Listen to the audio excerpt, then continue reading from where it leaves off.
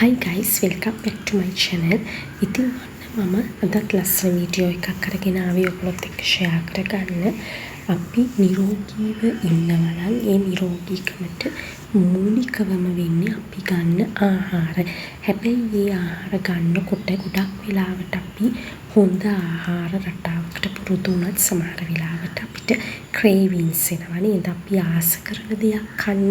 ඉතින් කඩේකට ගිහිල්ලා දෙයක් අරගෙන කනවට වඩා ඒ ආස කරන දේ ගෙදරදිම හදාගන්න පුළුවන් නම් ඒක ලොකු දෙයක්. ඒක අපිටත් සතුටක්.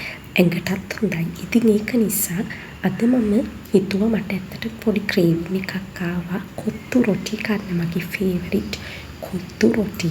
ඉතින් ඒ නිසා මම හිතුවා කඩෙන් දැන් ගොඩක් අය කරන්නේ කඩෙන් පරාට පැකට්ස් අරගෙන එළවලු දාලා හදලා ගන්නවනේ. නමුත් මේ පරාටවල තියෙන ඒ දේවල් يعني පරාටවල දෙන්නත් කඩෙන් අරගන්නව නම් එච්චර හරි නැහැ. ඒ නිසා ඒකත් ගෙදරදී හදලා කොහොමද ඒ කඩේ විදිහට රසට හදාගන්නේ කියලා බලමු. දැන් මම මෙතනදී පිටි කෝප්පයක් අරගෙන ඒකට ලුණු ටිකක් දාගන්නවා. ඊළඟට මම ඊස්ට් එක හදාගන්න යන්නේ. ඔයගොල්ලෝ ඊස්ට් කැමති නම් අරගන්න නැත්නම් කමක් නැහැ. මම මෙතනදී සීනි තේ හැඳි භාගයකට මේ වගේ පුරවපු තේ හැඳි ඊස්ට් එකක් දාගන්නවා. හැබැයි මෙතනදී මතක තියාගන්න ඔයගොල්ලෝ බොයිල් වෝටර් දාන්නේ නැහැ. වෝම් වෝටර් ටිකක් තමයි දාගන්නේ. ඒක ගොඩක් ප්‍රමාණයක් දාගන්න නැතුව පොඩි ප්‍රමාණයක් දාගන්න. ඊස්ට් වතුර එකතු කරනකොට වෝම් වෝටර් කියන්නේ ටිකක් නිවිච්ච වතුර, ගොඩාක් නිලක් නෙමෙයි, ගොඩාක් රසවත් නෙමෙයි, සාමාන්‍ය ගණනකට තියෙන වතුර. ඒ ටික දාලා අපි තෙල් දාගන්න ඕනේ. කියන්නේ අපි ඔලිව් ඔයිල් හරි නැත්නම් පොල් තෙල් හරි මේ සැහැල්ලු තුන නැත්නම් හතරක් විතර අපිට මෙතනදී එකතු කරගන්න ඕනේ. හැබැයි අපි දැන් ගන්න පිටි කෝප්පයකට වඩා වැඩි ගන්නවා නම් මේ ප්‍රමාණය චුට්ටක් විතර වැඩි වෙනවා. ඒත් එක්කම තෙල් වලින් විතරක් මේක මම අනන්නේ. සාමාන්‍ය ඇල් වතුර ටිකක් දාලා, ඇල් වතුර ටික දාලා තමයි මේක අනාගන්නේ. මේක අනාගන්නකොට අතේ සාමාන්‍යයෙන් ගොඩාක් ඇලෙන්නේ නැති පදම එනකන් අපි අනාගන්න ඕනේ.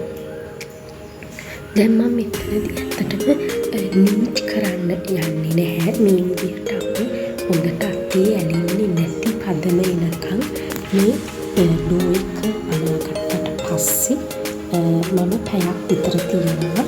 තිත සර්වියට් එකකින් වහලා මේ විදිහට තියනවා. පැයක් විතර තියාගන්න. එතකොට හොඳට පිපෙනවා. මොකද අපි ඊස්ට් දාලා තියෙන නිසා. ඊළඟට මම චිකන් ටිකක් සීසන් වෙන්න දැම්මා. ලුණු ගම්ස් දාලා.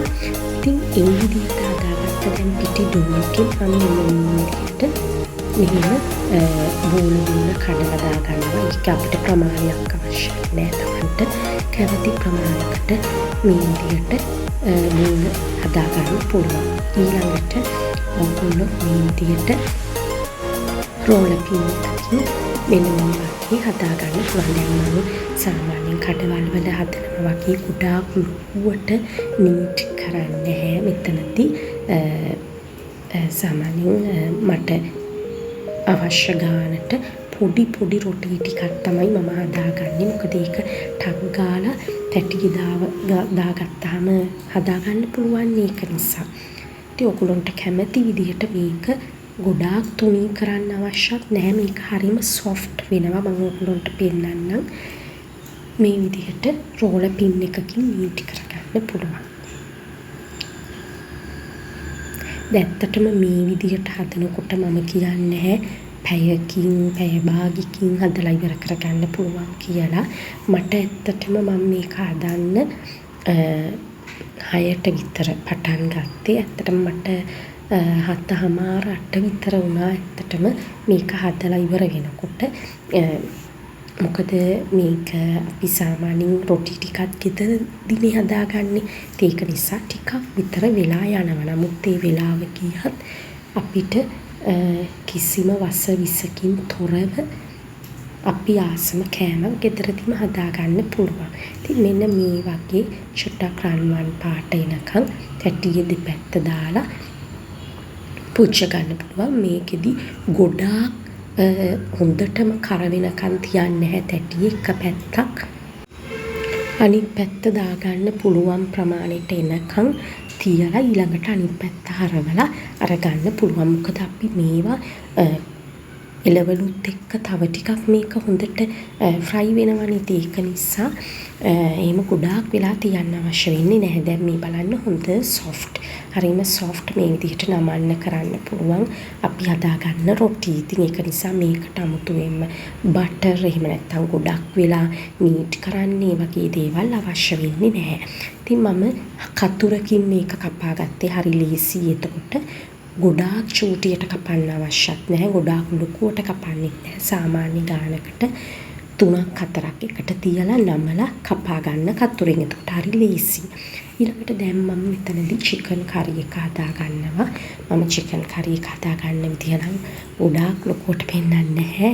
සම්පූර්ණ වීඩියෝ එකක් විදිහට. මොකද ඔයගොල්ලෝ දන්නවනේ. හැබැයි මෙතනදී විශේෂයෙන්ම අපි කඩේක ගන්න කොත්තු රොටි වලට ගන්න චිකන් කරිය වගේ ටිකක් මසාලා ස්පයිසි විදිහට තමයි හදාගත්තේ. මම බිරියානි මසාලා පවුඩර් ටිකක් බෙදපු 3-5 කුඩු ටිකක්, එතකොට කරි පවුඩර් තමයි මේ බෙදපු 3-5 කුඩු. මොනවාද අපි කියන්නේ කළු කුඩුනේ. කළු කුඩු අන්නේ වගේ ටිකක් දාලා සොතුරුණු වගේ දාලා හොඳට වතුර චුට්ටක් දාලා ගම්බිරිස් පිරිස් කුඩු වගේ දාලා හොඳට චිකන් කරි එක හදාගන්න ඕනේ රසට. ඊළඟට මම ලුණු සුදු ලුණු ඊළඟට කොච්චි දාලා තියෙනවා. මම මෙතනදී ඔයගොල්ලන්ට මිරිස් මිරිස් පාවිච්චි කරන්න පුළුවන්. කැමති නම් තක්කලි දාන්න පුළුවන්. ඒ හැම දෙයක්ම දාලා ඊට පස්සේ අපි කැරට් ලීක්ස් ගෝවා දාන්න පුළුවන්. එතනදී මම නම් ගෝවා ඇඩ් කරේ නැහැ. ඊළඟට එතන විශේෂයෙන් මම තක්කලි සෝස් ටොමැටෝ සෝස් චුට්ටක් දාගත්තා. මේ සැන්දි 2ක් විතර දාලා අපි හදාගත්ත ඒ කොත්තු රොටි ටික කපාගත්ත රොටි ටික දාලා හොඳට කලවම් කරන්න ඕනේ. චිකන් කරි එකත් ඒකටම ඇඩ් කරන්න ඕනේ. ඒකෙන් ටික ටික ඇඩ් කර තමයි අපි හොඳට මික්ස් කරගන්න ඕනේ. එතකොට තමයි අර රසට එන්නේ. ගොඩාක් වේලිච්ච විදිහට වගේ නැතුව හොඳ රසට තෙත ගතියට කොත්තු රොටි එක ඉන්නේ. අපි හදාගත්ත චිකන් කරි එකත් හොඳට ටික ටික ඇඩ් කර මික්ස් කරගන්න ඕනේ. ඉතින් ඔයගොල්ලන්ට ඇත්තටම මට මේකේ ටේස්ට් එක පෙන්වන්න තියෙනවා නම් මේ වෙලාවේ ඔයගොල්ලන්ට හරි පුදුම වෙයි. ඒ කියන්නේ කඩේ රසටම තියෙනවා. ඉතින් ඔයගොල්ලොත් මේ වගේ ඔයගොල්ලෝ ආස කරන මේ කොත්තු රොටි නම් ආස කරන්නේ ඒක ගෙදරදීම මේ වගේ හදලා බලන්න. ඉතින් මගේ වීඩියෝ විතරක් නෙමෙයි තව YouTube එකේ ගොඩක් වීඩියෝස් තියෙනවානේ කොත්තු රොටි හදන. ඉතින් ඒවත් බලලා මගේ වීඩියෝ එකත් බලන්න, subscribe කරන්න. මම ගිහින් එන්නම් තවත් ලස්සන වීඩියෝ එකකින් හමු වෙමු. bye.